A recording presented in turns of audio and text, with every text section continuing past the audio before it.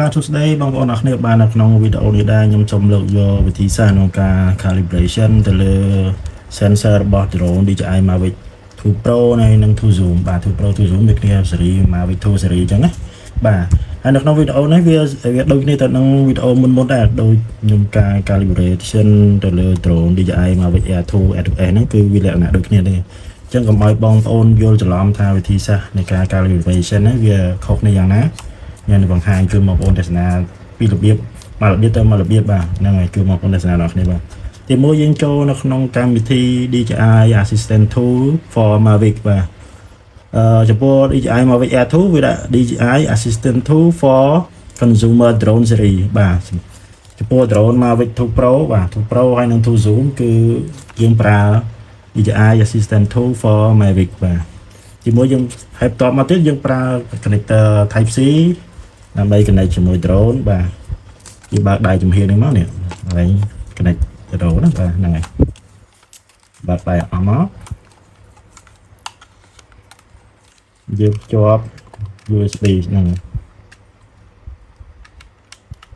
តោះមកយើងបើក power បើក drone ហើយយើងមិនប្រើការបើក remote ទេយើងមិនបើកទេហ្នឹងបាទយើងចាំឲ្យវាទៅសេះតិចណា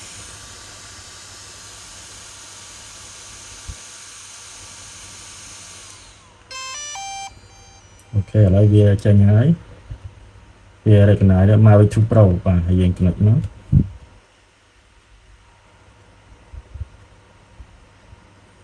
បើសិនជាមាន firmware ណាត្រូវ update ចុងក្រោយបងប្អូនអាច update បានឬមួយ downgrade បានទៅតាម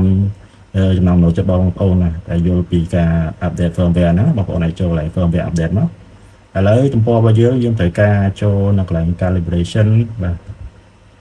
ហើយបន្តមកទៀតវាបង្ហាញពីការណែនាំរបៀប calibration ហ្នឹងហើយត្រូវធ្វើមិនខ្លះ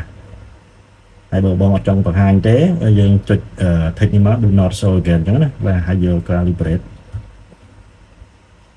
តោះមកវាចេញផ្ទាំងដុតច្រើននេះសម្រាប់ calibration ហើយអាបងប្អូនត្រូវមើលតាមនេះតម្រងរបស់កាមេរ៉ាហ្នឹងណាយើងគួរដាក់ប្តេកបឆអីយើងត្រូវតែមើលតាមហ្នឹងបើសិនយើងដាក់ drone បឆអីអានេះវាប្តេកពីធម្មតាយើងត្រូវដាក់នេះដាក់ប្តេកដើម្បីឲ្យឃើញវាបឆបាទដូចយកភ្នែកយើងមើលអញ្ចឹងហ្នឹងហើយយើងត្រូវដាក់ចូលវិញបើកាលណាយើងដាក់បឆវាអត់ឲ្យវាជាយើងបត់ដៃមកក្រោយមកអូខេ sensor ទី1បាទយើងហាមរេហាមឆ្វេងស្ដាំបើណាយើងប្រើជាលក្ខណៈមុខព្រួញបាទយើងរេដល់ខាងក្រោយបាទណា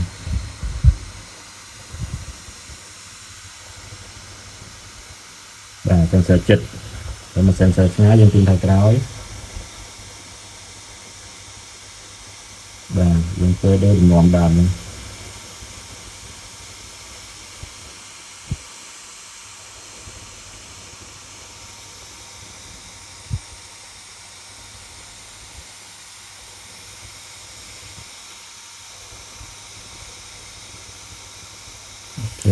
បន្ទាប់មកអាហ្នឹងយើងឲ្យ calibration បន្ទាប់នេះគឺ sensor ខាងក្រោមបាទហើយយើងបត់ដៃឲ្យយើងស្វែងនេះមកវាពឹសជាមួយ computer យើងយើងដាក់ទៅចិត្តមកទៀតឲ្យវាចេញ4ចុងបត់ហមណាបាទអូខេធ្វើដូចមុនអញ្ចឹងមកទិសវាមាន sensor 2គ្រាប់ហ្នឹងវាមានចិត្តមានឆ្ងាយអញ្ចឹងបាទ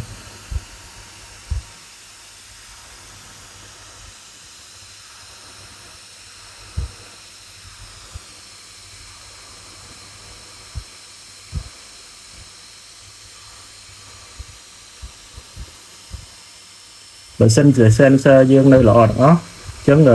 វីដេអូដែលនៅខាងកែងខាងជ្រុងខាងឆ្វេងហ្នឹងគឺវាបង្ហាញវីដេអូទាំងអស់បាទវាមានសកម្មភាពកាមេរ៉ារបស់យើងហ្នឹងវាចេញនៅក្នុងហ្នឹងបើសិនជាលឿងពណ៌ខ្មៅអា sensor របស់យើងមានបញ្ហាអូខេឥឡូវមកខាងក្រោយម្ដង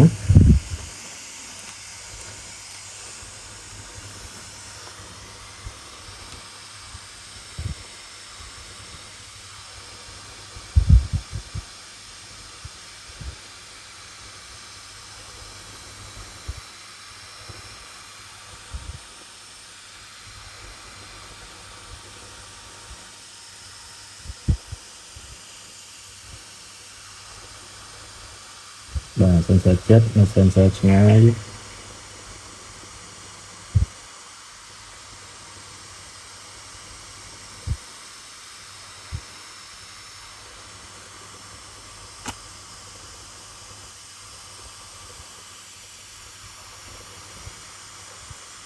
តាមមក sensor ចំហៀងបាទយើងដាក់បញ្ចូលយកវិញ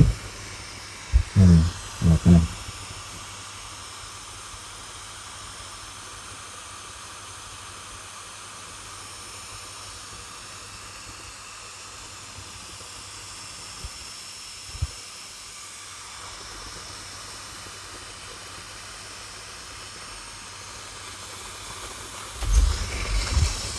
ចំហៀងខាងមួយទៀតវាមានសងខាងអញ្ចឹង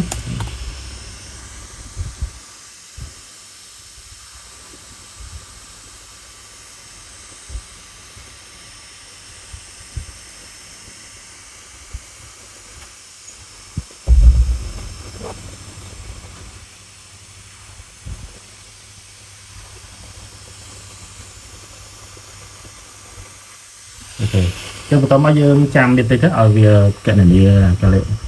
calculate sensor ដែលយើងបាន calibration ណាបាទរងចាំទៀតតិចវាអាចជា2ទៅ3នាទីបាទទៅការអាចលឿនហ្នឹងទៅបាទ